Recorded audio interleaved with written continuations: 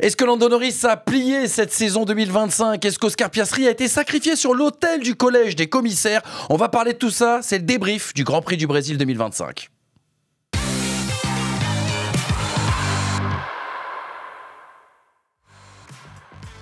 Bienvenue dans Paddock Pass, ton rendez-vous Formule 1 sur les antennes de RMC Sport, l'émission la plus pistolette de ce F1 Game sur YouTube. On est ravis de vous retrouver. Débrief du Grand Prix du Brésil, 21e manche de ce championnat du monde de Formule 1. Et pour en parler comme d'habitude, la crème de la crème du chroniqueur de la vie Formule 1 en France. Et on va commencer avec Monsieur Brice Germain. Comment ça va, Brice? Comment il va? Ça va et toi? Écoute, petite courbature de la fin de saison. Ta saison est finie, ça y est. Ouais, lors de la diète, c'est bon. Je vais enfin pouvoir préparer ma saison pour endormir un peu tout le monde l'année prochaine et arriver en me disant wow, il fait 8 kilos de moins. Spoiler, j'ai tenté ça l'année dernière, j'en ai pris 8, mais. C'est des choses qui arrivent. Ouais, les ambitions, la nouvelle saison. Ouais. Bah, maintenant qu'il y a tout l'équipement qui va bien, maintenant qu'on a retrouvé les rythmes et on va dire le côté scolaire dans le pilotage, là je reste sur 2 bonnes courses, il va falloir monter un peu le niveau en 2026. Tu discutes un peu avec des écuries là, en ce moment? Il y a des tractations? Ouais, avec Prema notamment, pour faire de la F7. C'est long. Ouais, ça n'existe pas encore, mais ils m'ont contacté en tout cas. Pour l'influence. En face de toi, on aime bien sûr ses avis aiguisés comme un couteau. Monsieur Hamza Ramani, de retour avec nous cette semaine encore. Ça va, Hamza? Ça va très bien, et toi? Ouais, ça va super. Toi, ta saison continue. Exactement. Elle ne s'arrête jamais en fait. T'as fait une saison depuis 5 ans. Une seule même saison. Après, il suit pas trop. Est-ce que vous êtes régalés, les gars? Circuit mythique quand même, le Brésil est un tracé extraordinaire, ambiance extraordinaire. On a du spectacle, qu'il y ait de la pluie ou non, c'est un peu ça aussi le premier enseignement. Ce que j'allais dire, Interlagos n'a pas besoin de pluie pour être un circuit génial.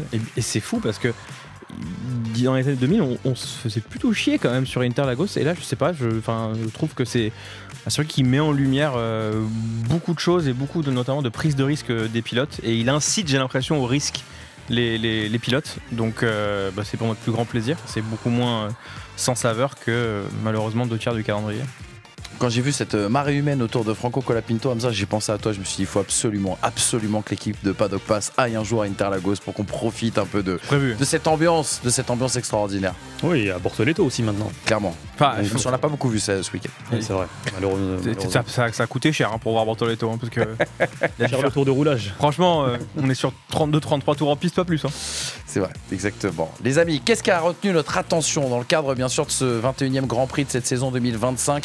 Les 4 enseignements justement de Paddock Pass, entrer dans le club et découvrons ensemble justement les 4 points sur lesquels on va revenir. La Masterclass, c'est la première chose qu'on va aborder, une Masterclass pour rien. Est-ce que justement Max Verstappen a abandonné ses espoirs de titre de champion du monde? On l'évoquera dans cette émission dès l'ouverture. Norris, l'étoffe d'un champion. Il faudra qu'on parle justement du week-end des 2 pilotes McLaren. L'un a performé, Lando Norris, qui a été absolument dominant tout au long de ce week-end. Oscar Piastri, lui, a encore connu un week-end très très compliqué avec un manque de réussite et avec une décision aussi de la part du collège des commissaires qui porte à débat en tout cas ce matin. Mercedes, est-ce que c'est prometteur ou est-ce que c'est frustrant?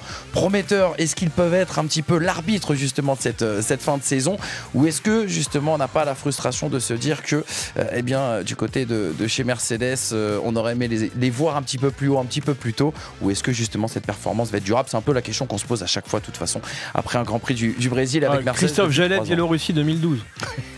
C'est vraiment, ils sont pas fait exprès, mais ils sont là. Tu vois, mais ils sont là, exactement. Ils ne se l'expliquent pas, mais ils sont là. Et puis le 4e enseignement, ça fait quelques semaines qu'on s'est dit qu'il fallait absolument en parler, c'est Oli Berman. Oli Berman, c'est le tube de cette fin de saison. C'est ce qu'il n'est pas en train de vivre, le rêve américain au sein de Chias. En tout cas, il prend de plus en plus d'épaisseur et c'était important pour nous de s'arrêter quelques instants sur son cas. Les amis, vous n'oubliez pas de vous abonner, le pouce levé. On veut bien sûr vivre ça en toute interactivité avec vous et on lance tout de suite nous les hostilités de ce 4e débrief désormais depuis notre arrivée sur RMC Sport. On attend vos commentaires et on continue bien sûr le grand débat avec vous. Avant de commencer et d'attaquer sur le premier renseignement, les gars, on va se replonger dans le résultat justement de ce Grand Prix du Brésil. Brésil avec, on l'a dit, c'est la 11e victoire. Brice, à chaque fois je me retourne vers toi pour la numérologie. Il me semble que c'est la 11e victoire de Lando Norris, c'est ça, et la 7e dans cette saison.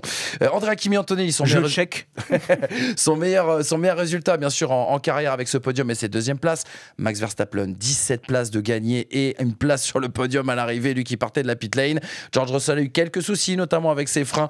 Il termine 4e, Oscar Piastri seulement 5e. On va revenir bien sûr sur sa course un peu plus tard. Nouveau top 6 pour Lieberman. 2 Racing Bull dans ce top 10. Lawson devant Hadjar qui était très frustré. Isaac Hadjar et puis Nico Hülkenberg qui a fait une très jolie course. Termine 9e. Pierre Gasly. Quel week-end les gars. On peut pas commencer cette émission sans toucher un mot justement sur Pierre Gasly, 8e lors de la course sprint, 10e hier, lui qui se traîne quand même une certaine charrette, certains diront une poubelle. On a appris d'ailleurs que du côté de chez Alpine, du côté des moteurs, tout est gelé, on ne produit plus de pièces, donc ils vont devoir terminer avec un moteur Renault. Le dernier moteur Renault sera fait avec des pièces en tout cas déjà usées dans cette saison. Commençons par un coup de cœur. Franchement, Pierre Gasly, ça fait longtemps qu'on ne l'avait pas vu à Paris-Fête. Surtout à Paris-Fête, aussi par rapport à son coéquipier, c'est-à-dire que j'ai l'impression que Colapinto avait repris un peu de poil de la bête depuis quelques temps, et là vraiment il était seul au monde, et tu avais l'impression que il arrivait à faire encore une fois cette notion de surperformance de l'Alpine. Elle avait l'air d'avoir moins ses soucis habituels, et pour moi il y a vraiment 2 voitures qui ont eu cet aspect là, c'est la Haas de Lieberman et l'Alpine de Pierre Gasly, où tu les sentais justement pas en problématique avec le grip, pas en problématique avec ce secteur intérieur qui était vraiment qui avait l'air d'être glacial. C'était des œufs pour tout le monde, et tu sentais que les pilotes qui arrivaient à prendre la confiance sur ce grip là, c'était le cas de Pierre Gasly, arrivait à faire quelque chose, donc trop bien. Ça fait longtemps qu'on n'avait pas vu Pierre Gasly dans les points, ça remonte au Canada si je vous dis pas de bêtises. Hamza, est-ce que tu as été impressionné par la performance de Gasly, ou tu te dis c'est circonstanciel parce que justement la voiture fonctionnait bien Interlagos? Pas impressionné mais rassuré.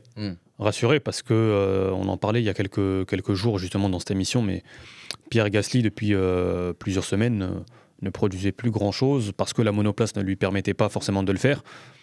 Mais de voir Colapinto aussi proche, je commençais à me poser des questions, pas sur le talent de Gasly qu'il a pu montrer déjà par le passé, mais sur cette capacité ou incapacité qu'il a à toujours rester motivé lorsqu'il a une charrette entre les mains. Là, en l'occurrence, il a eu la possibilité de performer, il l'a fait. Ça me rappelle ses saisons chez AlphaTauri. Exactement. Et même l'année dernière, au final, tu vois, le 2 et 3 qu'ils font au Brésil, tu sais que c'est quelqu'un, dès que la voiture est là, en fait, il va pas avoir besoin de 3 ou 4 courses pour se remotiver. Si elle est là, boum, il va performer tout de suite. Et c'est aussi pour ça qu'Alpine a besoin d'un mec comme Pierre Gasly. Exactement. Interlagos qui lui sourit plutôt, 2 podiums quand même. Il n'a pas eu énormément de podiums dans sa carrière, mais il en a réalisé 2 en tout cas sur ce même tracé d'Interlagos. Les gars, on attaque tout de suite. Le premier renseignement, il faut qu'on parle de Max Verstappen. Une masterclass. Voilà ce qu'il nous a livré en tout cas sur ce dimanche, pas forcément tout au long de ce week-end, mais on va revenir sur la construction justement de ce week-end avec, excusez-moi, ces quelques points. Il était nulle part vendredi, en galère notamment dans le 2e secteur où il manquait terriblement de grip, à l'image aussi des difficultés qu'a connu Yuki Tsunoda. Première élimination en Q1 depuis le Grand Prix de Russie 2021. Pardon, excusez-moi. Alors 2021, on rappelle, c'était un problème technique à l'époque qu'il avait eu. Là, c'est la première élimination de sa carrière en Q1 sur son rythme sportif. Il y en avait une en 2017, non? Oui, mais c'était sur un problème technique aussi. Exactement. Bon, donc voilà, c'est la première fois la régulière en tout cas qui se fait sortir dès la première phase de qualification. Derrière, ils prennent la décision, ils brisent la règle du parc fermé et ils décident de partir depuis la voie des stands. Ça change beaucoup de choses. Ils peuvent travailler bien sûr sur les réglages. On sait qu'ils s'étaient un petit peu plantés sur les réglages, notamment en vue de toute la phase de sprint du samedi, où ils étaient partis sur une configuration très sèche, là où les pilotes ont roulé justement sur une piste un petit peu mouillée. Le fait de briser cette règle du parc fermé leur a permis aussi de disposer bien sûr de pneus neufs, et on verra, ça fera une différence notamment dans la construction de cette stratégie. Il part depuis la pit lane, 17 places de remontée en course. On rappelle en plus qu'il est victime d'une crevaison sur son premier relais, en tout début de premier relais, lorsqu'il chausse les hards, qui l'oblige à repasser bien sûr en médium. Et à l'arrivée, c'est un podium magistral pour Max Verstappen, mais une opération comptable qui ne l'arrange pas. À 3 Grands Prix de la fin, dont un week-end sprint, on le rappelle du côté du Qatar, Max Verstappen accuse 49 points de retard. Les gars, on va commencer à parler de la course et après on parlera de l'aspect comptable. quand on se refait le film de cette course, qu'on repense à cette crevaison, on se pose même la question, et ça paraît surréaliste, on se pose même la question ce matin de se dire, est-ce qu'il n'aurait pas pu la gagner cette course en fait? Si. C'est un week-end qui se passe lorsque tu te retrouves derrière ton concurrent, tu n'as pas la meilleure voiture et tu comptes aussi sur ton équipe pour prendre des risques dans la construction de ton week-end. Ils ont tenté un pari, c'est Laurent Mekies qui le dit, ils ont tenté un pari lors de la course sprint, enfin après la course sprint pour essayer d'améliorer le côté pratique de la conduite de Verstappen.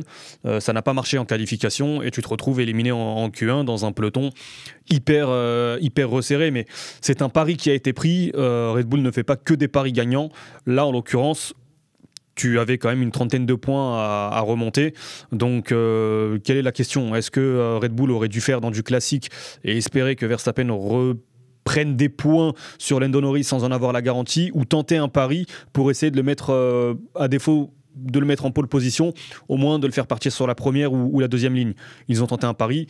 Malheureusement pour Verstappen, il n'a pas été payant. Maintenant, le talent du pilote a fait la différence à partir du moment où tu as eu tes changements de réglage et ce nouveau moteur. On a même l'impression, Brice, que dimanche, c'est lui qui a le meilleur rythme, Max Verstappen. C'est une impression, je ne sais pas si on peut véritablement le quantifier, le qualifier avec les chiffres. Surtout qu'il n'a pas été tout le temps tout seul, contrairement à Lando Norris. Après, Lando Norris, peut-être qu'en sénateur, il a géré. On n'a peut-être pas forcément vu le plein potentiel de la McLaren de Lando Norris. Par contre, on est censé avoir vu le plein potentiel de la McLaren d'Oscar Piastri.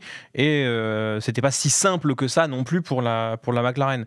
Donc je pense effectivement que moi j'ai un regret. J'ai un peu de regret.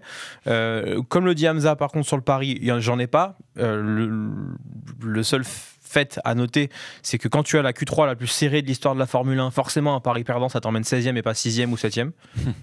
C'est que sur un Grand Prix en plus où le tour est en 1-9, ça veut dire que vraiment 3, 4 dixièmes, ça t'emmène très très très loin.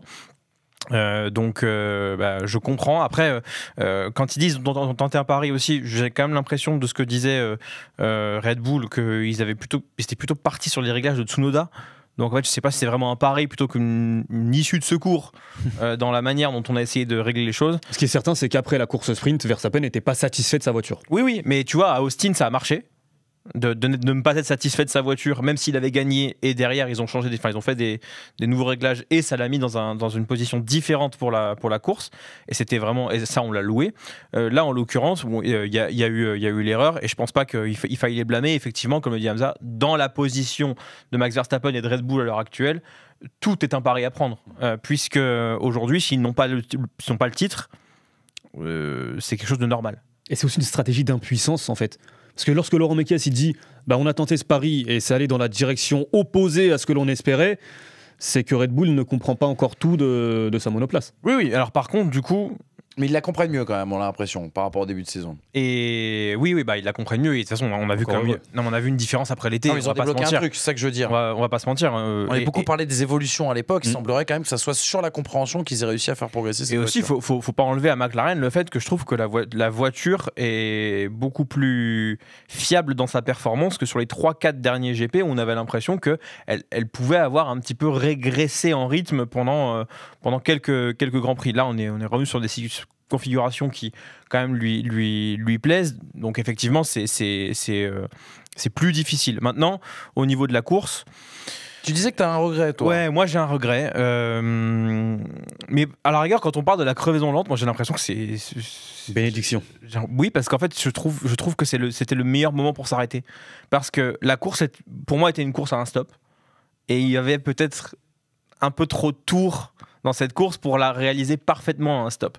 Et cette VSC, quand tu es dans la position dans laquelle il est, après quoi, 10 ou 12 tours de course, ouais, c'est ça. Pas plus, je me souviens plus exactement, elle tombe à point nommé pour quelqu'un qui est remonté 13e, mais enfin, il n'est pas 3e, il n'a rien à perdre à ce moment-là. Pour aller finalement chausser des médiums, il s'est rendu compte que les hards ne performaient pas, donc il ne va pas les repasser, il va chausser des médiums à un instant où du coup tout le monde est en médium ou en soft et se dit mais si je m'arrête maintenant, en fait je dois aller jusqu'au bout du Grand Prix. Donc du coup lui il s'offre un arrêt quasiment gratuit, c'est juste qu'en fait il y a 61 tours de course où il repart dernier. Et il était 13e je crois au moment de l'arrêt. Il est 13e et il repart 18 puisque du coup il y a Stroll qui se fait accrocher au restart, donc il est 18 je crois, et puis t'as Bortoletto qui est déjà dehors, donc voilà, il repart 18 avec des médiums. 6e tour du coup. Hein, c'est au 6e tour ça. Oui mais la relance c'est au 10e.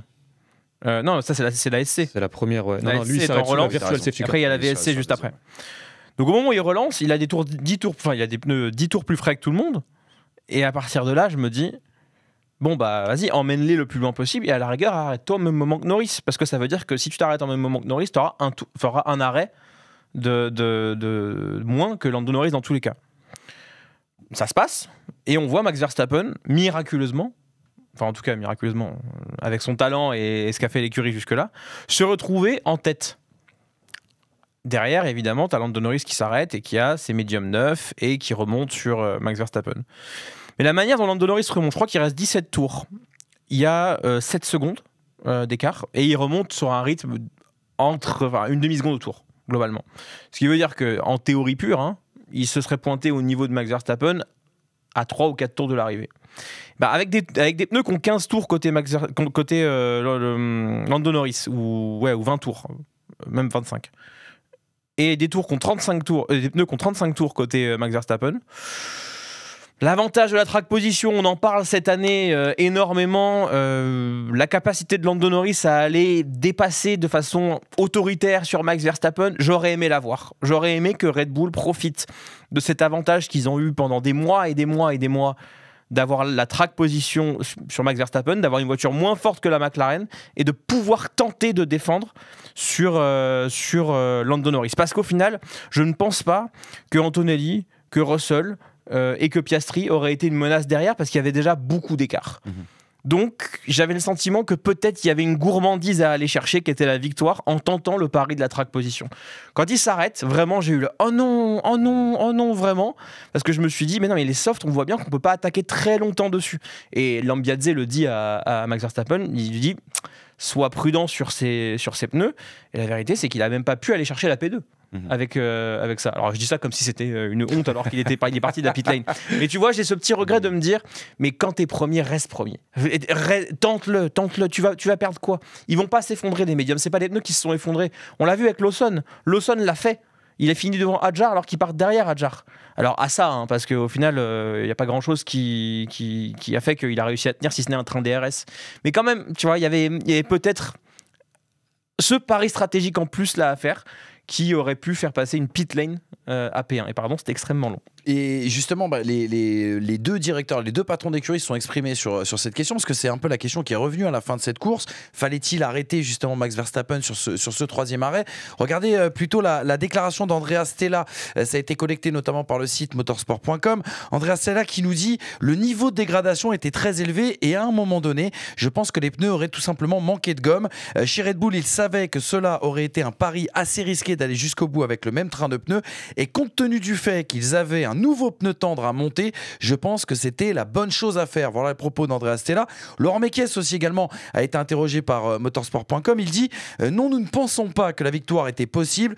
Nous ne saurons probablement jamais où nous aurions terminé, mais c'est évidemment une discussion que les gars ont eue sur le muret des stands. Cette décision nous a donné une chance de viser le podium et en se basant sur la dégradation, je ne pense pas qu'on aurait pu conserver la première place. Où est-ce que tu te situes justement, Hamza, sur cet avis après avoir entendu le propos de Brice et les explications justement de Stella et de Laurent Mekies? Moi j'ai du mal avec ton explication mathématique parce que Verstappen s'arrête quoi 3-4 tours après Norris, donc on ne sait pas quel aurait été le rythme de Lando Norris, le niveau de dégradation tu veux dire sur soft medium, monoplace de Norris Max Verstappen. Oui, mais l'interrogation moi que j'ai sur la fin de course, c'est à quel moment. En fait, il faut aussi partir du principe, soit tu tentes le all-in, tu vois, et ils l'ont tenté la veille et ça n'a pas marché pour la qualification. Donc peut-être qu'ils ne voulaient pas tenter. Peut-être que chez Red Bull, on pense encore aujourd'hui qu'avec ce podium, il y a encore une chance d'aller chercher le titre. C'est une stratégie où si tu es perdant, tu perds gros. Oui, tu peux l'être très fort. Tu peux te retrouver 5e ou 6e ou 7e. Et là, manifestement, en fait, la stratégie chez Red Bull, c'est simple, c'est quelle est la stratégie pneumatique qui peut me permettre d'arriver le plus rapidement possible au drapeau à damier. La situation justement sur la stratégie positionnelle en course, que j'appelle de mes voeux le plus souvent, sur un circuit aussi particulier qu'Interlagos, où la différence du capital pneumatique, Verstappen lui-même l'a prouvé avec... alors lui, en l'occurrence, il avait un moteur neuf aussi, ça peut aider. Mais lorsque tu as des pneumatiques neufs, le DRS tu peux peut-être résister un tour à la limite, mais tu peux pas résister 10 tours. Donc je pense que le risque aurait été trop grand chez Red Bull et chez Max Verstappen. Tu te retrouves 3e. Je pense que c'est quand même une satisfaction. Je suis au courant qu'ils ont fait un choix de raison au vu de tout ce qu'ils avaient déjà réussi à faire et que sécuriser un podium, c'était déjà inespéré. C'est ma propre gourmandise. Je dis pas ça aurait marché. Non mais moi-même j'aurais voulu l'avoir cette bataille Norris-Verstappen. Moi aussi j'aurais voulu l'avoir en piste. Maintenant, j'ai été un peu privé. C'est quoi le meilleur scénario ? Le meilleur scénario, il reste en piste, il y a une bataille, Verstappen provoque un accrochage, Norris il l'abandonne. Je suis pas sûr que ce soit une stratégie quand même. On n'est pas dans le film. Non mais pas dans le film F1. Non mais mathématiquement, la stratégie. Mais en fait, c'est ça la meilleure stratégie parce que finalement, Lando Norris, il l'aurait passé, Max Verstappen. Après un tour avec facilité ou après 3 tours avec difficulté, il l'aurait passé. Je sais pas, on l'a vu dans le premier relais ? Non, ou je sais plus. Quand Norris le passe à un moment donné. Sur le deuxième relais. Sur le deuxième relais. Et tu sens que Max ne défend pas parce qu'il n'y a pas grand-chose à faire. Mais moi, je me disais justement qu'avec 25 tours de pneus pour Norris, je sais pas si c'est 25. Il s'arrête quand Norris ? 50e ? Après le 50e à peu près, ouais. Ouais, voilà. Donc il va avoir 20 tours de pneus sur 20 tours sur ses pneus, je me dis, peut-être qu'avec 10 tours ou 15 tours d'écart sur les médiums, il n'y a peut-être plus une si grosse différence que ça. Après, encore une fois, ils sont sur les murets, on n'y est pas. C'est plus d'un point de vue de prédiction. C'est plus d'un point de vue spectateur et sur l'expérience de cette saison où tu te dis, Max Verstappen se retrouve P1. Tente de la défendre, tu vois. T'as une petite gourmandise où tu te dis va essayer de la défendre. Faut juste faire attention pour que les gens qui nous écoutent, qui soient pas forcément en fait de tout ce qui est stratégie. La Formule 1 et en l'occurrence le capital pneumatique en Formule 1, c'est pas je roule sur 3 ou 4 tours une demi-seconde plus vite. Ça veut dire que si je fais mes calculs 0,5 fois 17 tours par exemple, ça veut dire qu'au 17e tour, par exemple le graphique que l'on a en bas chez Amazon, je crois qu'ils nous propose ça sur la striking distance. Exactement. Ce sont finalement sur des distances assez courtes. Il est possible que dans les 3 ou 4 tours, il soit à la merci d'une attaque qui arrive derrière. Par contre, estimer juste sur des calculs simplistes que dire que dans 20 tours, parce que tu prends une demi-seconde au tour sur ce tour-là, tu vas te retrouver... C'est pas aussi facile. Oui, et preuve en est que Max Verstappen, quand il met les softs, si tu prends ces calculs-là, il doit bouffer dans tous les mondes d'Antonelli. Il revient à un coup d'une seconde au tour et il y a 9 secondes d'écart et il doit même bouffer Lando Norris dans ces calculs-là. Mais au final, la dégradation fait que tu ne pourras pas appliquer ça. Et c'est aussi pour ça que je me dis, ces 5 dixièmes qu'on voyait de Lando Norris sur Max Verstappen, les 2 premiers tours, il ne reprend pas de temps. Peut-être le temps de les chauffer, etc. Mais comme il ne reprend pas de temps... Peut-être qu'il y a des drapeaux bleus aussi. Oui, mais voilà, mais du coup, l'avantage positionnel a tellement prouvé que je me dis peut-être qu'il y avait quelque chose à faire encore une fois. Pas Interlagos. Pas Interlagos, ce que j'allais dire. Est-ce que tu as vraiment profusion de dirty air ? Est-ce que comme disait Hamza, cette double zone DRS en définitive, parce que quand on va non pas c'est ton capital du T12 qui va te faire beaucoup de ton capital au T12, il va faire la différence sur la réaccélération. Après on a vu Max Verstappen aussi savoir se défendre en allant chercher le pivot arrière de la voiture via le vibreur, strat karting. Le seul complet. capable de le faire. Hein. Non, Alonso le faisait aussi, mais en faisant. Mais du coup, tu le connais, même quand c'est désespéré, il est capable de le faire. Et du coup, tu aurais aimé le voir pouvoir attaquer, ou en l'occurrence, chez lui, défendre, c'est attaquer, avec ses armes, tu sais. Et au Brésil, en 2021, face à Hamilton, quand Hamilton avait tout son package neuf et que la voiture était inarrêtable, il l'a gêné quand même un paquet de temps. Donc, c'est pas les mêmes voitures, on est bien d'accord. Mais voilà, c'est encore une fois, je suis pas en train de défendre le fait qu'il aurait gagné avec ça. Je suis en train de dire, t'aurais voulu le voir. Petit dommage pour les yeux. T'aurais voulu le voir. Au milieu d'une course géniale. Exactement. Petit dommage pour les yeux. On a parlé beaucoup de l'impression, les gars, autour de la performance XXL de Max Verstappen justement ce week-end. Je suis désolé de vous ramener à ça, mais on est en fin de saison.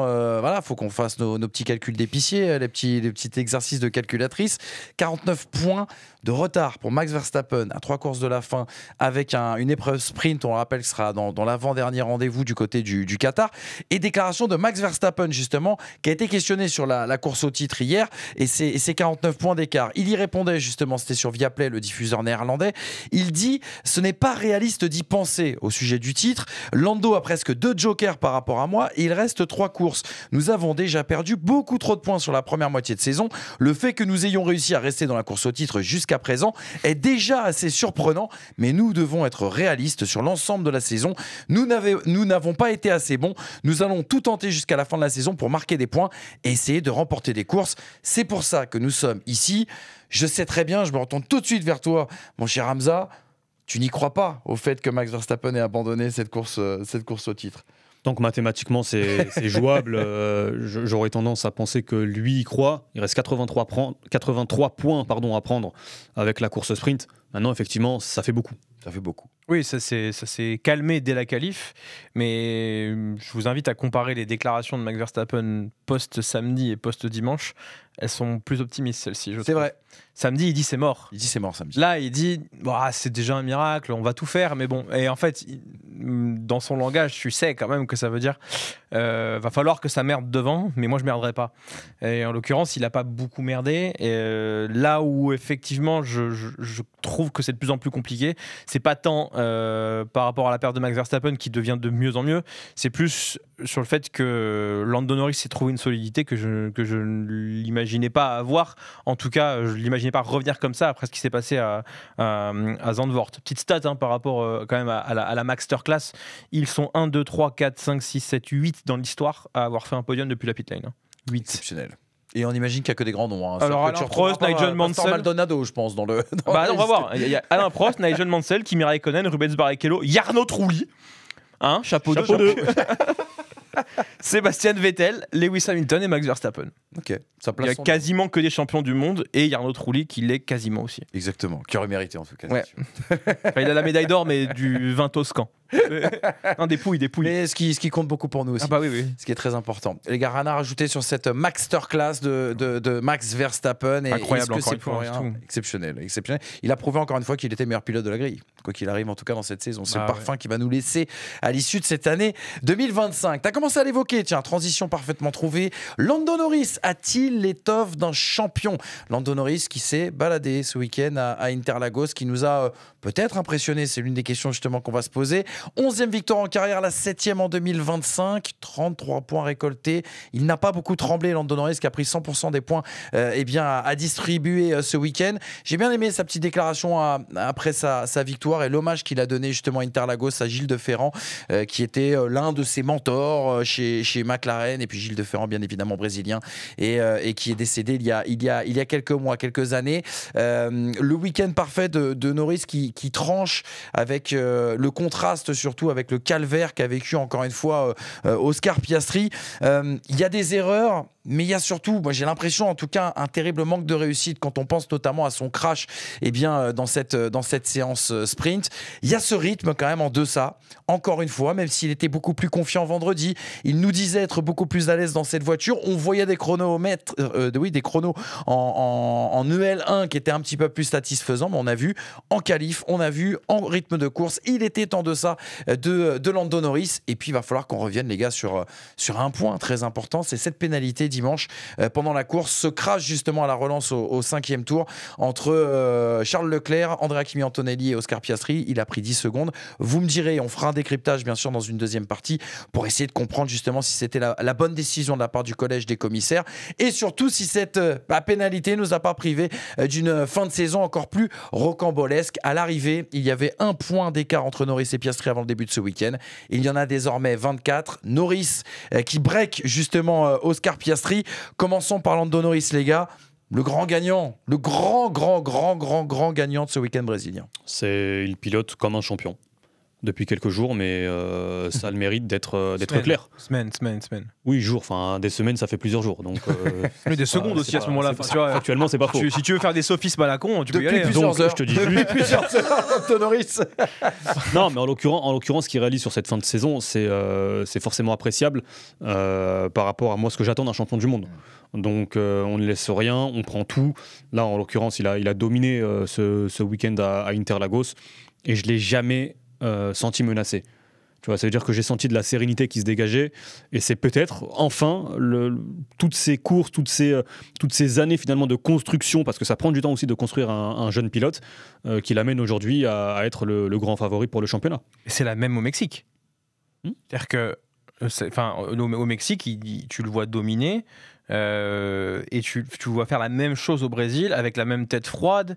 Enfin, voir un Lando Norris qui alors je dis pas que le sport ça doit être que des mecs qui ne célèbrent pas, mais la manière dont il est en mission là, ça y est, il est en mission. Et j'espère que les gens qui nous reprochaient de trop critiquer Norris en début de saison, même la saison dernière, comprennent pourquoi.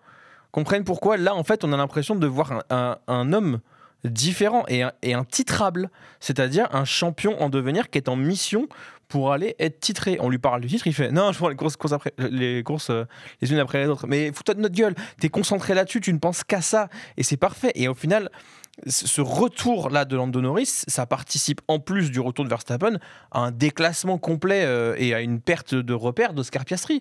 La manière dont Lando Norris a rebondi après Zandvoort, la cote était grosse. 2, je le trouve sincèrement, il y a l'Azerbaïdjan qui n'était pas dingo, mais derrière c'est de la mission complète. Depuis Zandvoort, qualification, course sprint, 14-1, Lando Norris devant Piastri. C'est énorme. Mais je pense que c'est là-dessus qu'il fait une grosse différence, les gars. C'est sur l'exercice de la qualification, des petites erreurs qu'on voyait justement au début de saison, notamment dans l'exercice de Q3. Vous en avez beaucoup parlé. Et là, tu parles de Q3, mais là, le premier tour, Q3. Donc en fait, à ce moment-là, moi, je me suis posé la question quel Norris je vais avoir. Est-ce que je vais avoir le Norris j'allais dire du début de saison, mais depuis, même c'était le cas aussi la saison dernière, en fin de saison, au Qatar, etc. Il était sous pression, il devait avoir ce gros tour à faire. Ou est-ce que je vais avoir le Lando Norris titrable ? Et finalement, j'ai eu ma réponse. On a eu la réponse. Sur le deuxième tour de Q3. Mais après, tu dis, l'écart est fait en qualification. Pas que.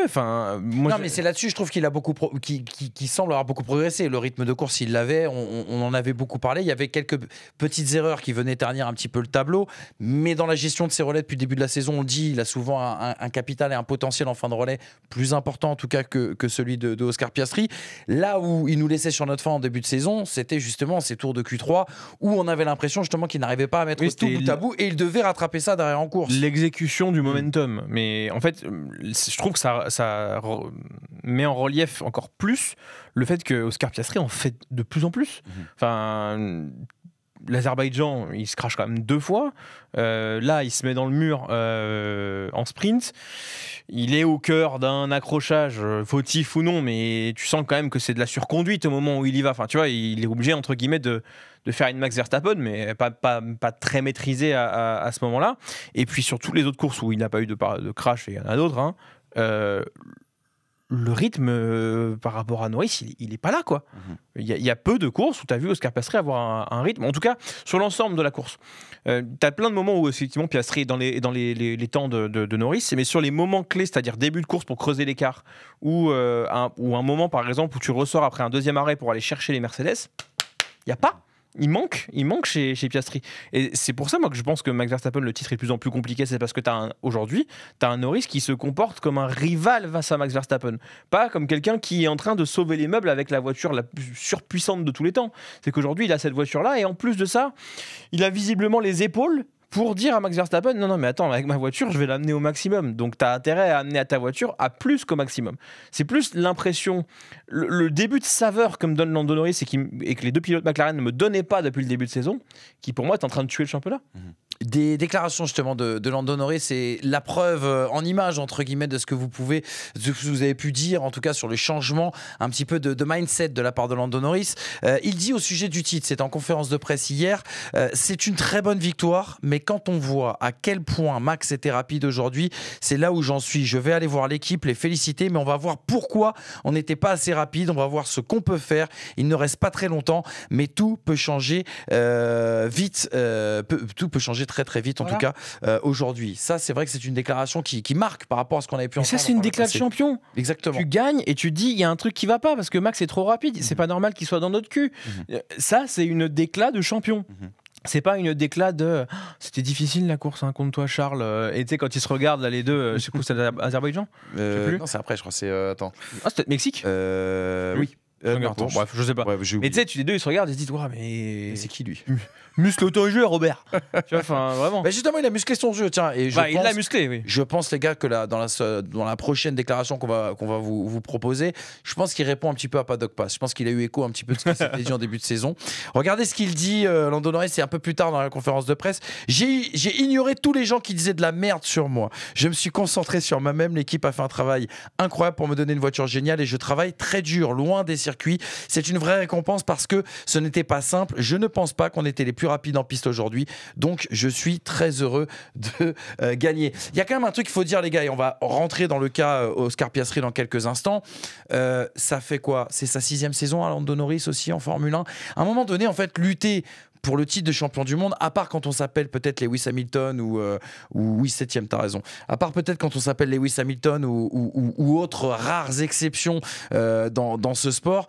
C'est là qu'on voit que ça demande du temps. C'est peut-être ça aussi la différence aujourd'hui entre Oscar Piastri et Lando Norris. On a d'un côté un pilote qui est dans sa 7e saison, l'autre qui est dans sa 3e saison. On avait vu que Max Verstappen était si consistant en 2021, mais parce que ça faisait déjà, pareil, 6-7 saisons qu'il était présent. Le capital, le facteur expérience, quand même, il est en train de jouer pour Lando Norris là, en ce moment. Je sais pas si c'est le facteur expérience ou si c'est le fait qu'au bout d'un moment, il y avait plus qu'une seule chose à gommer, c'était justement ce problème d'exécution dans les Et tu gros penses pas que moments. c'est lié justement à l'aspect mental, l'aspect Si, expérience, mais- l'aspect approche? Mais en fait, quand tu as gommé tout le reste et que tu arrives à te focus et à travailler sur quelque chose en particulier, derrière, c'est quand même plus simple quand tu as identifié le problème. On est bien d'accord. Généralement, en psychologie, on dit que la première manière de guérir, c'est d'admettre qu'il y a un problème. Donc, à partir de là, si en fait tu te rends compte qu'effectivement, les gens ne disaient pas forcément que de la merde sur toi, parce qu'ils disent C'est pas bien, tu te justifies, c'est pas bien. non, mais il le dit lui-même que psychologiquement, il l'a dit à plein de moments.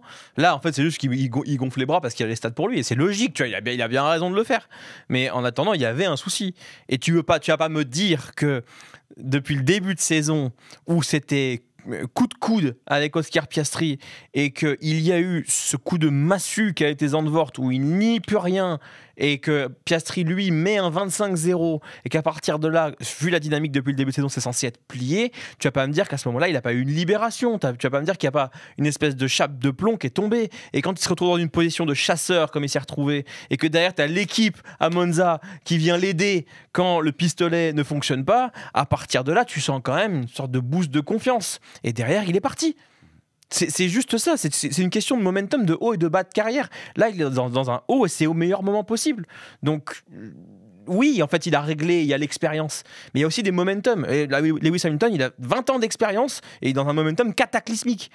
Donc, je pense que Lando Norris, effectivement, avait besoin de se frotter peut-être une première fois à la lutte au titre, au même titre qu'Oscar Piastri se frotte pour la première fois cette année, et peut-être que l'année prochaine, si la McLaren est bonne, il sera beaucoup plus constant sur l'ensemble de la saison, Oscar Piastri. Mais l'année dernière, Lando Norris, il s'est fait, entre guillemets, faire caca dessus par Max Verstappen sur la fin de saison.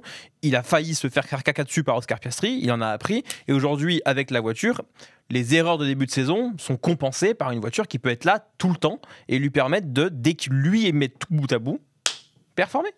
Exactement. La force de la résilience aussi, impressionnera au Canada, la remontée, le problème à Zandvoort, la remontée. On en reparlera bien évidemment dans le conseil de classe à l'issue de cette saison. Mais en effet, on est tous les trois d'accord pour dire que Lando Norris, ce week-end, le costume du champion du monde lui allait plutôt pas mal, en tout cas sur la photo. Voilà. Parlons justement du cas qui tranche, le cas Oscar Piastri. Week-end galère, week-end cauchemar pour Oscar Piastri. Vendredi, il nous disait justement qu'il se sentait mieux. On avait l'impression au chronomètre aussi que ça allait beaucoup mieux pour Oscar Piastri. Et puis malheureusement, patatras, samedi, le crash malheureux en sprint, le rythme clairement inférieur par rapport à Norris, que ce soit en tour rapide comme en run long, et on a l'impression bien sûr que la réussite la fuit ce week-end, mais pas que. Ça rappelle même un peu la fin. On pourrait faire la comparaison avec la fin de saison 2010 de Mark Webber, qui avait quand même une certaine avance et qui petit à petit s'était effiloché justement et s'était écroulé. Revenons les gars, je pense que c'est le moment de parler de cette pénalité. Après, on parlera des autres circonstances aussi du week-end de Oscar Piastri. Oscar Piastri qui explique son move et ensuite on va regarder les images ensemble, on va les commenter une par une. Oscar Piastri nous dit, au sujet bien sûr de la tentative qu'il qu'il fait au premier virage. Il dit la pénalité, c'est une chose. Alors ça, c'est plus pour parler, excusez-moi, de son week-end. Il dit la pénalité, c'est une chose, mais c'est très bien, on peut la garder. Mais je ne pense pas que le rythme était à la hauteur de mes attentes. La deuxième moitié de la course n'était pas trop mauvaise, mais le premier relais a été un peu difficile. Donc il nous explique que la pénalité, ok, mais il y a eu d'autres problèmes dans ce week-end. Je propose justement qu'on revienne sur ce crash pour essayer de comprendre ce qui s'est passé, essayer de comprendre si la FIA justement a pris la meilleure décision. On est au tour numéro 5. On est dans une procédure de restart, après bien sûr l'intervention de la safety car. Antonelli, donc, qui relance, vous voyez Lando Norris sur le bas de votre écran qui est actuellement en tête. Antonelli va, on va dire, tirer Charles Leclerc qui va se mettre à l'extérieur et Piastri justement qui va prendre son aspiration pour, sur le cliché suivant, vous allez le voir, se décaler justement, essayer de prendre l'intérieur. Les voitures vont arriver à 3 de front et vous allez le voir sur le cliché suivant. Antonelli va être pris par la droite, on l'a dit, par Charles Leclerc, donc à l'extérieur, et Piastri à l'intérieur. Vous voyez que les deux Racing Bulls sont bien, dans le sillage, et on voit la trajectoire idéale. C'est celle qui est en train de prendre justement Lando Norris, sur le bas de ce cliché. Cliché suivant, et on va commencer la discussion ensemble, les gars. À ce moment-là, Antonelli donc essaye de défendre, on va dire, à l'intérieur la position d'Oscar Piastri. On voit qu'Antonelli, vraisemblablement, si on continue ainsi, va être le premier à la corde. On voit toujours la trajectoire idéale qui est prise par Lando Norris. On voit le travail magnifique de Charles Leclerc qui bloque un petit peu ses roues, mais arrive en tout cas à prendre cette trajectoire extérieure, à la tenir avec une bonne vitesse. Et on va voir sur le cliché d'après, et c'est là que je veux votre avis, la piste se resserre. On voit l'écart justement entre Antonelli et Leclerc qui s'augmente. Piastri qui vraisemblablement n'a pas beaucoup de place, mais Piastri bloque ses roues. Et on rappelle bien sûr la règle de celui qui est à l'origine d'un dépassement, il faut maîtriser son dépassement. Donc on pourrait penser que si Piastri bloque ses roues, c'est qu'il ne maîtrise pas justement son dépassement. On pourrait penser aussi qu'il a la place puisqu'il reste à l'intérieur de cette piste. Mais la première question que j'ai envie de vous poser, les gars, est-ce que Andrea Kimi Antonelli a quelque chose à se reprocher quand on voit ce cliché-là ? Non. Non, il n'a rien à se reprocher si tu suis les lois de la course. Il n'a juste rien fait pour éviter le crash. Mais en soi, Antonelli n'est en rien responsable ou coupable. Il aurait pu l'éviter s'il l'avait voulu, mais il n'est pas coupable. Brice, et on ne peut pas sanctionner le fait qu'il n'ait pas voulu l'éviter. D'Antonelli. Après, comme diraient les inconnus, responsable mais pas coupable. Responsable mais pas coupable. En fait, encore une fois, dans ces moments-là, parce qu'on cherche toujours une faute. Et en fait, quand les deux n'ont pas fait d'effort, moi je préfère dire justement qu'on n'a pas assisté à un concours d'intelligence. Ça, c'est une expression de Jean-Luc Roy. Il me semble. Là, en l'occurrence, Piastri, il arrive de trop loin et la fumée sur 20 mètres, ça t'indique quand même qu'il n'est pas en maîtrise, sachant que la ligne qu'il est censé opter, il ne la suit pas. Et Antonelli, il prend quand même son virage parce qu'il a de la place. Sur Leclerc. Et on peut même mettre une quatrième voiture entre Leclerc et Antonelli. Il y a un moment donné où il n'en aura plus du tout de la place. Et il va aller ruiner la suspension avant gauche de Charles Leclerc. Mais en attendant, là, il en a. S'il veut ouvrir. Pourquoi il ne veut pas ouvrir ? Parce que juste un petit peu avant, au moment où il prend la décision de ne pas ouvrir, Lando Norris, il est beaucoup plus à droite. Oui. Et par conséquent, et Antonelli, on voit là d'ailleurs qu'il change de trajectoire, qui limite gêne un petit peu Antonelli. Antonelli, là, il a aussi Lando Norris dans le viseur. Sauf que dans les restarts comme ça, et c'est là où un rookie pour moi manque d'expérience, c'est que il fait un restart catastrophique en termes de rythme. Il se fait attaquer de tous les côtés. Lando Norris est très loin au moment où ça... Et freine beaucoup plus tôt d'ailleurs. Ouais, et où ça repart. Ce qui fait que là, en fait, il a les yeux plus gros que le ventre. Et que ce premier virage, il doit s'atteler à bien le défendre plutôt qu'à essayer de l'attaquer. Pour moi, là, il tenait une corde en omettant la présence d'Oscar Piastri. Et Charles Leclerc n'était pas censé être un problème. En l'occurrence, il n'a pas à se préoccupé de Charles Leclerc là maintenant, il doit se préoccuper de ce qui est à côté de lui. Donc je sais pas, pour moi il est responsable parce qu'il n'a pas fait d'effort comme dit Hamza. Mais il n'est pas coupable. Non. Cliché suivant, vous allez le voir. À ce moment-là, donc Piastri bloque ses roues. L'entonnoir se referme sur Antonelli, qui est percuté donc par Piastri. Et sur le dernier cliché, la conséquence ultime, c'est derrière Antonelli qui rebondit sur la suspension avant gauche de Charles Leclerc, qui va être contraint justement à l'abandon. La décision de la direction de course, les gars, ça a été de dire 2 points. D'ailleurs, on peut lire le communiqué, mais on peut peut-être vous le résumer. Ce sera peut-être même plus simple. Grosso modo, modo, pénalité de 10 secondes pour 2 raisons.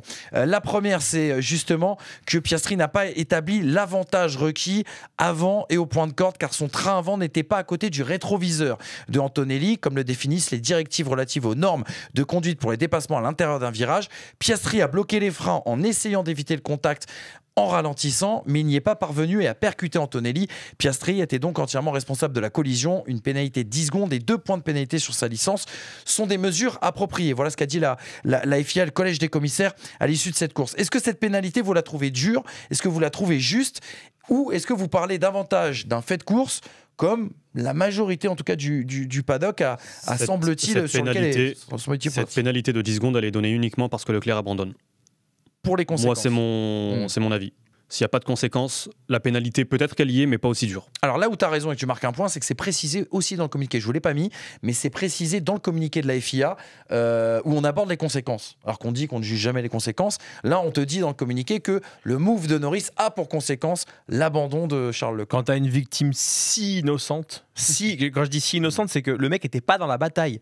C'est-à-dire que, encore, Max Verstappen, Lewis Hamilton, Silverstone 2021, ils sont en bataille, il y a une victime, tu peux... Là, il est tellement innocent, Charles Leclerc. Il est loin, il a rien à foutre là-dedans, et c'est le seul à avoir sa voiture détruite, alors que les deux zouaves, ils sont en train de s'amuser là.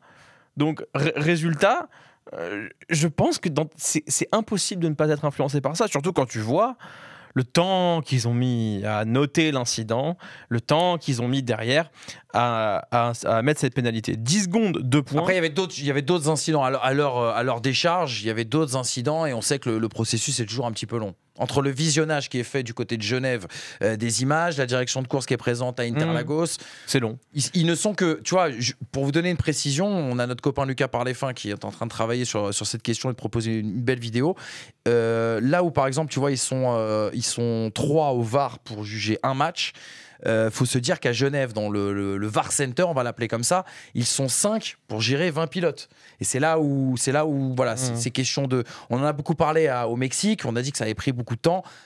Quand il y a profusion justement d'actions à analyser et à gérer, à leur décharge, entre guillemets, on peut comprendre que ça prend un peu plus de temps. Mais pour du coup répondre à ta question, je n'aurais pas trouvé scandaleux qu'on ne le pénalise pas. Je trouve scandaleux les 10 secondes avec 2 points. Pour moi, ça valait un 5 secondes peut-être. Tu vois, enfin, j'aurais pas été scandalisé par le 5 secondes parce qu'effectivement, en fait, quelqu'un qui attaque à l'intérieur et qui n'est pas à la hauteur du train avant ne peut pas se dire qu'il était en position légitime pour qu'on ne lui referme pas la porte. Pour moi, il est trop loin, Oscar Piastri, et en plus de ça, il ne maîtrise pas, comme on l'a dit. Donc, je comprends les raisons d'une potentielle pénalité. Maintenant, 10 secondes et 2 points, comme le dit Hamza, effectivement, je ne vois que potentiellement le jugement de la conséquence pour mettre une telle pénalité. Après, pour tous ceux qui disent qu'il n'y a pas pénalité, j'essaie toujours de penser à ce qu'on aurait dit si ça avait été quelqu'un d'autre. Et en l'occurrence, si Max Verstappen fait cette manœuvre, et qui bloque les roues, et qui tape, et que ça met quelqu'un dehors, je pense que beaucoup de monde aurait hurlé pour qu'il soit pénalisé. Parce qu'il ne l'a tellement pas été par le passé que, tu vois. Donc du coup, j'essaie de voir un petit peu si on avait mis... et en fait, oui, ça... Je pense que ça en vaut quand même une et que c'est libre interprétation. Et encore une fois, moi c'est vrai qu'à chaud, quand on a commenté la course hier, je me disais, bon, c'est sûr qu'il va être pénalisé et c'est juste de le pénaliser. Quand on voit l'attitude d'Antonelli, c'est vrai qu'on pourrait se dire, ça n'exempte pas, grosso modo... On peut continuer à faire des reproches à Oscar Piastri, mais c'est vrai que tu pourrais tendre un petit peu plus, on va dire, sur le fait de course, du fait justement de, entre guillemets, cette défense d'Antonelli, qui est dans son bon droit, parce que c'est lui qui est en tête à la corde devant Oscar Piastri, si on reprend la fameuse jurisprudence, bien sûr, Verstappen. Et il y a ce truc un peu paradoxal autour de cette manœuvre d'Oscar Piastri, c'est que quand il y va, on se dit bravo génie, oh là, c'est comme ça qu'on t'aime, c'est comme ça qu'on a envie de te voir, entre guillemets.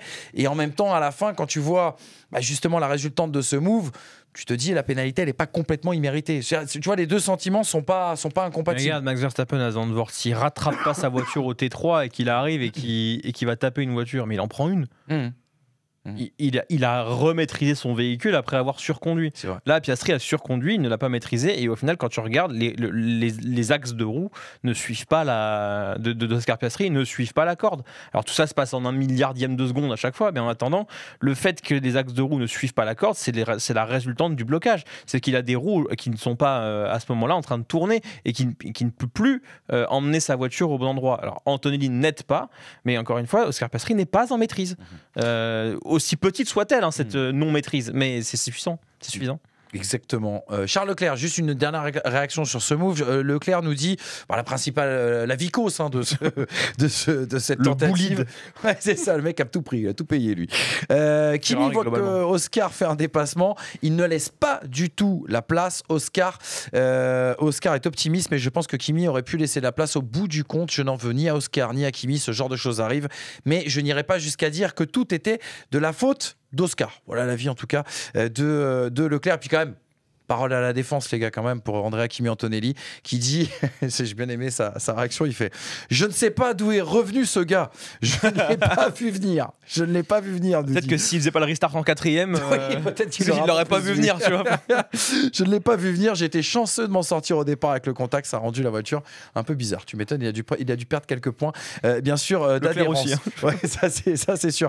Les gars, quand on revient justement sur la précédente déclaration que je vous proposais, là on a parlé du crash avec une pénalité qui lui coûte cher parce que derrière forcément il perd des places, il perd des points. Lui qui, on le rappelle, après ce move était reparti deuxième derrière Lando Norris. Les gars, on a beaucoup parlé de ce crash, mais il y a eu d'autres problèmes pour Oscar Piastri. Je parle même pas du crash en sprint parce que quelque part c'est un manque de réussite. On rappelle Lando Norris qui roule sur cette bordure, ça met une projection d'eau derrière. Lui roule dessus, dont ils sont d'ailleurs 3 à partir au tapis. Mario Kart. Ouais, c'est exactement. Verstappen a failli la perdre. Et Verstappen a failli la perdre. Tu dis manque de réussite, mais pas Max Verstappen, tu vois. Ouais, mais enfin je sais pas. Qu'est-ce que je te dise, j'ai pas tout à fait envie de l'enterrer sur ce move-là, sachant que tu as 3 pilotes, dont Nico Hülkenberg expérimenté, ouais, exactement. Nico Hülkenberg. Oui, c'est Nico Hülkenberg et Colapinto. Et Colapinto, exactement. Moi, c'est plus la question du rythme, les gars. La question du rythme, il est clairement en deçà de Lando Norris, et ça, c'est très étonnant, que ça soit dans le tour rapide, que ça soit justement dans ces relais longs. Ah, puis, encore une fois, on n'entend pas toutes les radios, mais je me suis refait quelques radios de Piastri. C'est Frank Xanax, hein. Et c'est toujours pessimiste, toujours. J'ai pas le même gars, j'ai pas l'impression d'avoir le même gars. Alors oui, il est en deçà. On l'a vu quand même revenir en termes de rythme sur un tour, mais t'as l'impression que il y a une sorte d'espèce de petite paralysie qui fait que dès qu'il faut passer la seconde, il y a une absence de maîtrise. Je sais pas, j'ai vraiment l'impression qu'on voit pas le même gars depuis Zandvoort, et c'est très triste parce qu'on avait quand même affaire à une très belle saison de sa part, et que là, encore une fois, j'arrive pas à savoir si c'est on va dire masqué par le fait que Lando Norris a rehaussé son niveau de jeu, à quel point en fait lui a baissé, mais je trouve que c'est une triste fin de saison et un triste destin pour cette saison d'Oscar Piastri qui avait commencé quand même avec une sorte de maîtrise mentale et sur les événements quand même. Depuis Zandvoort, il n'a pas fini une seule fois devant Verstappen ou Norris. Ça en dit long quand même. Il a quoi? Il a 25 points de retard d'avance sur Verstappen? Il s'en est fait 1m80 depuis Zandvoort. 24, 49, ouais, c'est 25, ouais, c'est exactement ça. C'est dur. Exactement, c'est très très dur en tout cas pour Oscar Piastri. Rebond attendu du côté de Las Vegas pour le prochain Grand Prix. On rappelle que là on a une semaine de pause à la fin de cette semaine, et puis derrière on enchaînera sur un triple header sur un sprint final. Passons au troisième enseignement, les gars. La bonne surprise de ce Grand Prix du Brésil, mais comme à chaque fois depuis 3 ans au Brésil, ça marche pour Mercedes. Bah oui, parce que au Brésil au mois de novembre il fait assez frais, et ça aide bien sûr cette Mercedes que personne ne comprend. Le fameux printemps glacial. Ouais, c'est ça, d'Interlagos, glacial de São Paulo. Ouais. 37 points repris à Ferrari, et la P2 aussi également au championnat. Ça, c'est la bonne nouvelle à l'arrivée pour les hommes de Toto Wolff. L'autre bonne nouvelle, c'est le week-end référence en Formule 1 de Antonelli qui a battu ses meilleurs résultats en qualification et en course. Il s'est invité en première ligne. Il a terminé justement à la 2e place du podium. Russell, lui, a été miné par les problèmes tout au long du week-end, et notamment des problèmes de frein pour terminer du côté le dimanche pendant la course. Il y a des soucis de réglage aussi tout au long de ce week-end. Et et un rythme un peu plus en berne pour George Russell. Mais la situation contraste, là encore une fois pour Mercedes, qui peut avoir le sourire parce que pour Ferrari, ça a été la Bérésina, deuxième double DNF de la saison après Zandvoort. Week-end galère aussi pour Yuki Tsunoda, faut en parler parce qu'il y a cette lutte pour la deuxième place entre Red Bull, Ferrari et Mercedes. Et la question aussi qu'on a envie de se poser, quand on voit le niveau de performance de Mercedes, quand on se rappelle du niveau de performance de Mercedes aussi l'année dernière du côté de Las Vegas, est-ce que c'est pas Mercedes qui pourrait être l'arbitre de cette fin de saison, de cette lutte au titre de champion du monde, en venant s'inviter justement à la lutte à la gagne et en venant peut-être priver deux concurrents de points très très précieux dans cette lutte frustrant ou prometteur, ce que nous propose Mercedes, les gars? C'est ce que l'on dit depuis plusieurs semaines maintenant. Le fait que tu aies des écuries annexes qui soient en capacité de se battre pour des pole positions, pour des podiums, pour des victoires. La différence aujourd'hui, c'est que Lando Norris, il a quand même un petit matelas confortable. Donc, est-ce pour autant cette situation? Sincèrement, Lando Norris, pour qu'il ne soit pas champion, il faut qu'à un moment, il y ait un crash ou un problème mécanique. Ou une double Mercedes dans le 2 et 3. Oui, ça sous-entendrait que Piastri redevienne Piastri et gagne une course. Il y a Verstappen aussi. Que le prodige. ou Verstappen accessoirement. Parce que là, si Verstappen se remet à prendre 13 points, c'est plus pareil non plus, tu vois. Donc, prendre 13 points sur un week-end, il en serait capable. Prendre 13 points sur 3 week-ends, oui. Et c'est pas suffisant. Voilà, et ça va dépendre aussi de Mercedes, est-ce qu'il sera en capacité ou non, c'est toujours la même question. Mais c'est frustrant parce qu'on voit quand même depuis 3-4 saisons que Mercedes en fin de saison te met une promesse qui ne suit pas en début d'année d'après, que sur ce week-end-là, moi quand je vois leur rythme en qualification, je pense que le week-end est à eux. Qu'ils doivent réussir à faire quelque chose et qu'en qualification Russell ne trouve pas les pneus, il n'arrive pas à avoir la fenêtre, ça ne marche pas. Quand Antonelli ça marche, mais c'est dommage parce que on a l'impression qu'il y a beaucoup de week-ends cette saison où en fait les Mercedes arrivent le vendredi et le samedi dans une position où le dimanche elles déçoivent.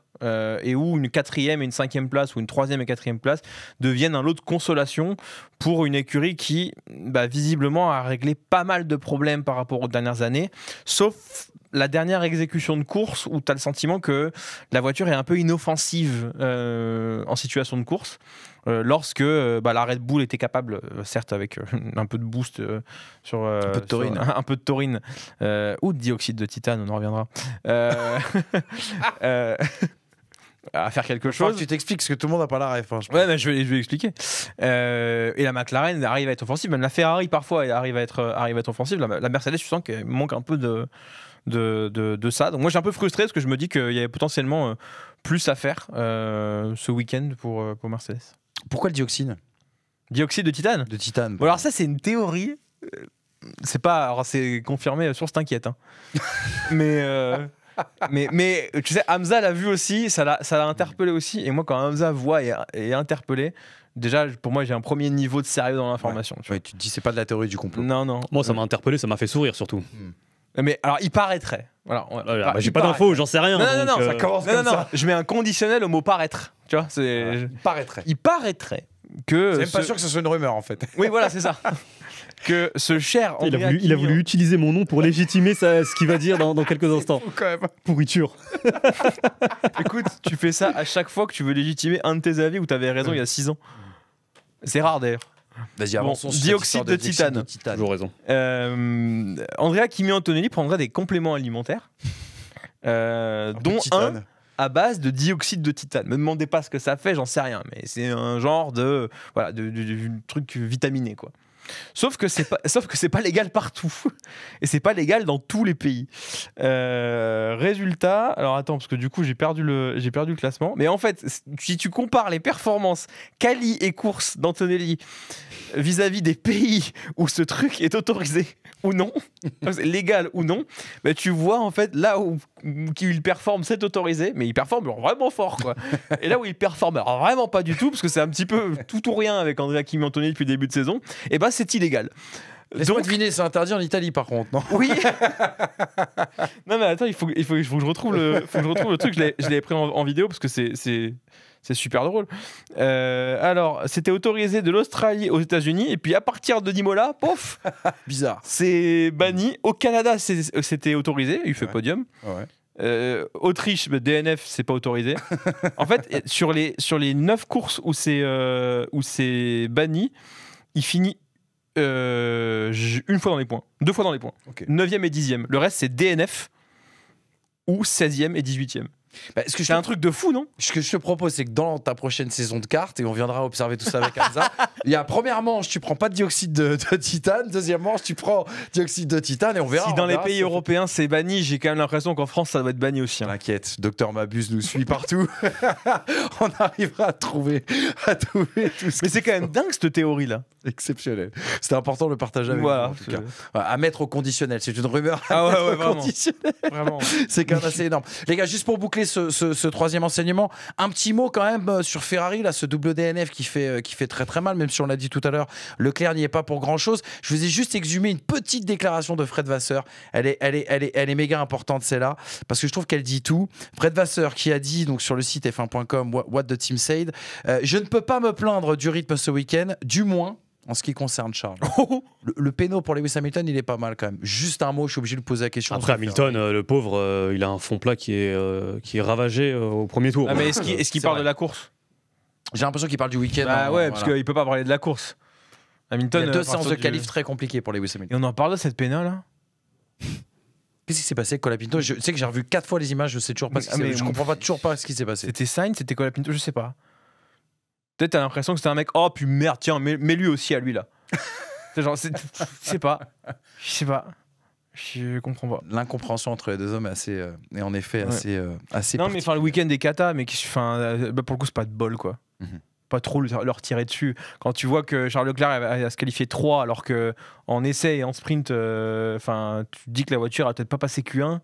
Tu te dis quand même qu'ils ont fait ce qu'ils pouvaient, mais après les aléas de la course font que les deux ils font pas 10 tours sans se faire percuter. Bon bah voilà.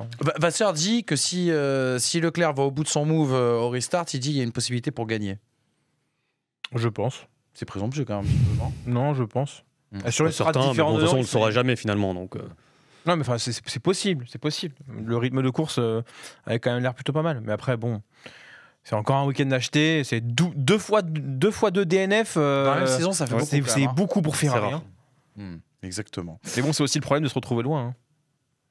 Oui, ça c'est le problème de rater ses qualifications, comme tu l'as dit, notamment pour Lewis Hamilton. Voilà pour ce troisième enseignement, les amis. Hamza, il faut que tu files. Faut qu'on te laisse partir entre guillemets. On va terminer sur le quatrième enseignement avec bonne fin d'émission avec Brice.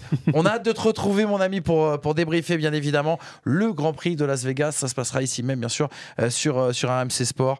Bon courage, mon cher Hamza. Bon courage à vous. C'est toujours un bonheur, bien sûr, d'être avec toi. Je l'attends sur les pistes, lui. Parce qu'il le dit pas, mais je propose depuis des mois. Ouais, poto, viens rouler avec moi. Ah, je peux pas, j'ai ci, j'ai ça. On va organiser tout ça. Mon Brice. Voilà, vous n'aviez pas le micro sur Hamza, mais il disait accessoirement, j'ai une activité professionnelle. Moi, je tiens un stand en dehors de tout ça. Quatrième enseignement, les gars. Le coup de cœur de ce week-end, le coup de cœur même de cette fin de saison, c'est Oli Berman, le Britannique qui nous a encore régalé ce week-end. Son 3e top 6 quand même, mine de rien, de cette saison, 4e en qualification, 4e qualif, de rang en Q3, 4e Grand Prix de suite dans le top 10. Le seul petit bémol sur le week-end de Oli Berman, c'est l'accrochage avec Liam Lawson en sprint qui lui a coûté un petit peu cher, mais mine de rien, il y a cette impression quand même qui nous laisse penser qu'Ocon a été un petit peu éclipsé depuis quelques semaines par Oli Berman. Est-ce que ça va être le cas justement sur cette fin de saison? L'opération comptable est bonne pour Haas, en tout cas grâce aux performances de Berman. Haas qui revient à 2 points d'Aston Martin, à 12 points aussi de Racing Bull. Quand on voit tous les points qui vont être distribués d'ici la fin de saison, on se dit qu'il y aura peut-être quelque chose à faire pour une Haas qui a bien évolué depuis le Grand Prix des États-Unis à Austin, pour une Haas qui est bien et qui scie parfaitement en tout cas au style de pilotage d'Oli Berman. Est-ce que ça peut pas être le coup de cœur de cette fin de saison, Brice? Ça l'est pour le moment. Quand on voit l'exécution en course d'AlphaTauri qui ne permet pas. d'AlphaTauri, oulala de Racing Bulls, de Vita Kachap maintenant. Vicarb. Quand on voit l'exécution de Vicarb qui parfois laisse un peu à désirer avec Isaac Hadjar, quand on voit Antonelli qui justement est fait de haut et de bas, quand on voit Bortoleto qui aussi est fait de haut et de bas, là on a une montée en puissance de Lieberman qui, on avait été prévenu par Isaac Adjar en janvier 2025, c'est un homme de coup d'éclat et s'il y a quelque chose à faire, lui il va le faire. Il va pas forcément être là tout le temps, mais quand il va montrer une solidité différente. Là ça fait, moi j'avais mis le rêve américain dans le titre pour penser au fait que c'était depuis qu'on est en Amérique. Et depuis Austin, waouh quoi. Enfin, il en est crédible quand il est dans ces positions-là en disant non mais il va pas se faire passer. Enfin, tu vois, il n'en est pas au stade où on se dit bon bah c'est bien qu'il soit qualifié là, mais après ça va tomber. Non, il en est crédible. Quand tu vois sa stabilité en qualification, quand tu vois la manière dont il envoie la monoplace en traction quand le train arrière s'assoit, tu te dis mais il est là. Hein. Enfin, c'est il pas est vraie maîtrise. Ouais. c'est pas un cadeau du ciel que d'avoir réussi à faire cette perf là. Et en course. Ouais, il y a une vraie maîtrise. Quand tu vois qu'il a la bagarre avec Max Verstappen au Mexique et que là, il est encore extrêmement performant. Et surtout, tu peux te dire, oui, la Haas a évolué. Regarde où est Esteban. Hein. C'est ça le problème. Regarde où est Esteban. J'imagine qu'Esteban, il est encore plus miné par ça, parce que être dans une écurie qui performe pas, il a l'habitude.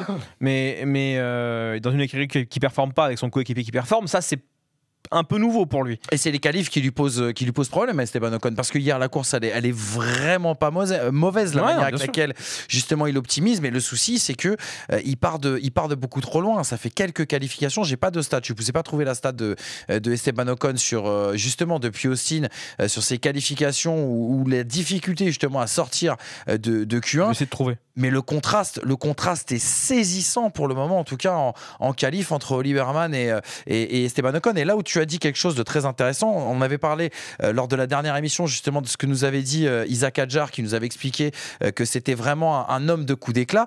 Je me suis remis dans quelques déclarations hier de la presse britannique qui évoquaient en début de saison le manque de constance de Oliver Behrman. Et c'est là où je trouve qu'il est impressionnant dans cette fin de saison, parce que on l'a bien vu avec les résultats depuis Austin, 4 qualifications en Q3, ce qui est quand même pas une mince quand on voit les écarts archi resserrés et le fait en plus de ça que ce soit un rookie. Et ces 4 qualifications en Q3 l'ont amené 4 fois justement dans les points, dont 2 top 6 sur ces 4 derniers Grands Prix. C'est quand même monstrueux ce qu'il arrive à faire, Oliver Behrman, et il est en train justement de fermer un peu la bouche de tous ceux qui lui reprochaient de ne pas être assez constant. Et puis il a égalé le record de performance de Haas. Enfin, je sais pas, pour un rookie, il va faire mieux, mine de rien, que des Magnussen, des Hülkenberg, des Grosjean. Enfin, mieux du coup, non, mais. Enfin, je sais pas, c'est un vent de fraîcheur. Alors, Haas, de toute façon, on l'a dit depuis l'année dernière, est un vent de fraîcheur, mais on sent quand même aussi, c'est une inconstance. Elle est quand même très difficile à évaluer, et enfin, bien malin qui saura dire où finiront les deux Haas au début du week-end. Mais là, de moins en moins. Là, tu as quand même envie de te dire que Oliver Behrman, c'est une valeur sûre pour les points. Ça fait pas non plus 15 Grands Prix que c'est comme ça. Mais aujourd'hui, Behrman, il a 40 points. C'est-à-dire. C'est 10 de plus qu'Ocon, je crois, si je dis pas de bêtises. C'est 10 de plus qu'Ocon, c'est le même nombre que Fernando Alonso, excusez-moi. Et dans ces 40 points, il y en a 24 demi sur les 4 dernières courses, et c'est 4 courses de suite dans les points. Tandis qu'en début de saison, effectivement, tu as des moments où tu as 7, 8, 9 courses où il n'y a rien du tout. Là, il y a une espèce de montée en puissance. Et pendant ce temps-là, pendant que il met ses 24 points, Ocon n'en met que 2. Ouais. 2. C'est dur quand tu as un pilote qui était visé par Mercedes, était censé être le fleuron d'Alpine, était censé avoir passé un step de pilote numéro 1 quand Fernando Alonso s'en va, qu'il part de chez Alpine pour justement arriver dans une structure où il va être le leader technique, tout ça. Là, c'est un peu un camouflet. Alors évidemment, il doit y avoir des circonstances qui nous échappent aussi. Sûr, on n'est pas en interne, bien sûr, chez Haas, et on aimerait avoir les explications d'ailleurs de Esteban Ocon sur le sujet. Statistiquement, ça fait mal. Alors encore une fois, quand je pense statistiques, je pense toujours à ce stade de la première saison de Stroll chez Williams où il finit devant Massa juste à cause de l'Azerbaïdjan. Donc doucement bijou, tu vois. Mais en fait, dans l'impression. Il est là aussi, tu vois, alors qu'à l'époque, Stroll, dans l'impression, n'était pas là, quoi, tu vois. Là, vraiment, Lieberman, quand tu vois qu'il peut être à la lutte avec des Mercedes et avec des Red Bull, chapeau quoi. Ça peut être le coup de cœur de cette fin de saison, en tout cas Oli Berman qui nous a encore régalé. On le rappelle, magnifique dépassement sur Pierre Gasly, je vous invite à le revoir sur les réseaux sociaux. Il y a eu tellement de batailles hier qu'il y a certaines batailles qui nous ont échappé bien évidemment, notamment dans le peloton où ça s'est bataillé, bagarré jusqu'à la fin. Et juste un petit mot pour terminer, puisqu'on parlait de cette bataille dans le peloton avec Liam Lawson, avec Isaac Hadjar, avec Nico Hülkenberg aussi. Isaac très très déçu à l'arrivée bien sûr de ce week-end, sur notamment la stratégie qui a été mise en place par Racing Bull, qu'ils ont subi, et pourtant on a l'impression vraiment en début de course qu'il y avait quelque chose à faire, notamment quand tu vois la position d'Isaac au restart où, il est P4 exactement. Il est P4, donc c'est frustrant, d'autant que quand tu es dans cette position-là, tu peux plus vraiment te cacher stratégiquement parlant, et en l'occurrence quand tes adversaires directs s'arrêtent avant toi et que l'undercut marche, faut tenter autre chose. Et c'est ce qu'ils ont réussi à faire avec Lawson. Lawson était derrière Isaac Hadjar. Lawson termine devant Isaac Hadjar. Bon, et aussi j'aime pas trop qu'on soit aveuglé par le fait d'avoir un train de pneus neuf restant, où on se dit faut absolument qu'on l'utilise. Pourquoi ils l'ont pas mis directement là au deuxième relais en disant on essaye de voir, parce que en l'occurrence ça a marché avec Liam Lawson, et la course d'Isaac Hadjar elle est meilleure que celle de Liam Lawson. Je suis désolé, simplement je comprends sa frustration, et quand il dit on part 5 on finit 8 c'est pas normal, je suis d'accord avec lui. Il avait le rythme pour faire mieux que ça, la Racing Bull avait le rythme pour faire mieux que ça, et avoir des pneus neufs et sur lesquels attaquer c'est bien, mais en attendant quand tu t'arrêtes 2 fois tu vas avoir des pilotes à dépasser, tu vas les user tes pneus, et au moment où justement les stratégies se croisent à la fin de course, tu te retrouves avec des pneus qui ne peuvent plus faire une différence, en tout cas celle qui était prévue par les ingénieurs à la base. Donc terminer 8, oui c'est super, je suis content pour Isaac, mais au vu de la qualif et au vu de son rythme, peut-être plus moyen de terminer 6. Petite indiscrétion au sujet de Racing Bull, encore une fois, information qui sera à vérifier, à confirmer, mais on aurait appris ce week-end que justement on aurait fait un step en arrière du côté de chez Racing Bull, concernant notamment toutes les nouveautés qui ont été apportées en deuxième partie de saison. Vraisemblablement, ça ne nous a pas été confirmé, ni par Racing Bull ni par Isaac Hadjar, mais on aurait cru comprendre que justement on sera revenu au package d'avant, et mine de rien, ça n'a pas trop mal marché à Interlagos, parce qu'on a vu de Racing Bull notamment qui sont qualifiés en Q3. Donc peut-être aussi que les mauvais résultats de Racing Bull ces dernières semaines sont peut-être dus justement à ces évolutions qui ne marcheraient pas bien. Il y a Isaac Hadjar, c'est le leader d'un groupe, on va dire des autres. Alors t'en as 7, parce qu'il manque Tsunoda forcément, qui sont les 4 voitures de devant. Après t'as Albon qui est un peu tout seul au milieu, et derrière t'as un groupe du midfield. Ils sont 7 en 6 points. C'est énorme. De toute façon, quand tu vois les écarts entre Aston Martin, Racing Bull et même Sauber et même Williams, je crois qu'il y a 12 points. 12 points. Tu te dis en effet qu'il y a vraiment une lutte du midfield assez exceptionnelle. Si le midfield existe encore. Non, Williams c'est quand même devant. Oui, Williams c'est bien devant. Je te dis une bêtise. Pour la 6e place au championnat, il y a 4 écuries en 20 points. C'est énorme. C'est Racing Bull 82, Aston Martin 72, As 70 et Sauber 62. Et pour les pilotes, t'en as 2 à 43 points, 2 à 40 points, 1 à 38, 1 à 36 et 1 à 32. C'est pas loin, quoi, tu vois. Donc on va pouvoir avoir une belle lutte. Et mine de rien, il y a une affaire de gros sous derrière tout ça. Il y a une affaire il est magnifique ce tableau. Bravo Fanny, en tout cas, vraiment, vraiment superbe. Il y a une lutte de gros sous, excusez-moi, parce que plus vous êtes classé haut, plus vous allez prendre un prize money intéressant avec la redistribution des droits télé. Et il y a une question aussi de temps de développement, parce que plus vous êtes bas, plus vous pourrez bien justement passer du temps en CFD, en soufflerie, pour développer le prochain concept de 2026. C'est bien pour Ferrari du coup. C'est voulu. C'est comme Alpine, c'est peut-être une stratégie. On tank. Exactement, on tank peut-être un petit peu. Regardez le classement justement des constructeurs. On l'a vu ensemble, et en plus 2 points pris par Alpine. Ouais, 2 points pris par Alpine. Merci Pierre Gasly. Ça y est. Ouais. Mais ça les fera pas décoller, je pense, de cette dernière place. Le classement au championnat du monde des pilotes, c'est celui qui nous intéresse. 24 points d'écart entre Lando Norris et Oscar Piastri. de 25 entre Piastri et Verstappen, 49 entre Norris et Verstappen. Vous connaissez toutes les équations. Ça y est, George Russell mathématiquement ne peut plus être champion du monde. L'écart entre Leclerc et Hamilton reste toujours aussi important, et on signalera que le premier français, c'est Isaac Hadjar, qui s'invite à la 10e place à égalité de points avec Nico Hülkenberg. Lando Norris pourrait être champion au Qatar si tout se passe bien et que Max Verstappen ne lui reprend pas plus de 24 points. Et après pour Piastri, je crois qu'il faut juste qu'il marque 2 points de plus que lui sur les 2 manches. Exactement. Quelque chose comme ça. Mais bref. En tout cas, pas possible à Las Vegas. Voilà. Mais dès le Qatar, au Qatar, c'est possible. Bon, c'est l'avant-dernière course. Oui, complètement. Ça va. Même si j'aimerais bien quand même que ça puisse se jouer à la dernière. On imaginait il y a encore quelques jours un final à 3 à Abu Dhabi. Bon, voilà, ça prend un petit peu du plomb. C'est pas fini. Faites confiance. La cote se durcit, mais c'est pas fini. C'est exactement ça. Merci Brice. C'était encore un super moment. Merci une super Hamza. émission. Merci beaucoup Hamza. Merci. C'était un super moment en gros. Merci bien sûr à Fanny Cousin aussi qui nous a préparé cette émission. Notre nouvelle chef d'édition, elle déchire, et je voulais le dire dans cette émission. Donc voilà, merci à toutes les équipes d'RMC Sport qui vous permettent de retrouver à chaque fois le débrief. Paddock Pass, c'est votre nouveau rendez-vous, c'est le rendez-vous le plus pistonnette que vous ayez connu de votre histoire, et ça nous plaît. On parle de Formule 1 sur RMC Sport et on est ensemble jusqu'à la fin de cette saison sur la chaîne YouTube en exclusivité sur la chaîne YouTube RMC Sport. Dites-le à vos potes s'ils sont encore à la recherche de feu les pistonnés. Passez une bonne journée, à très vite, ciao.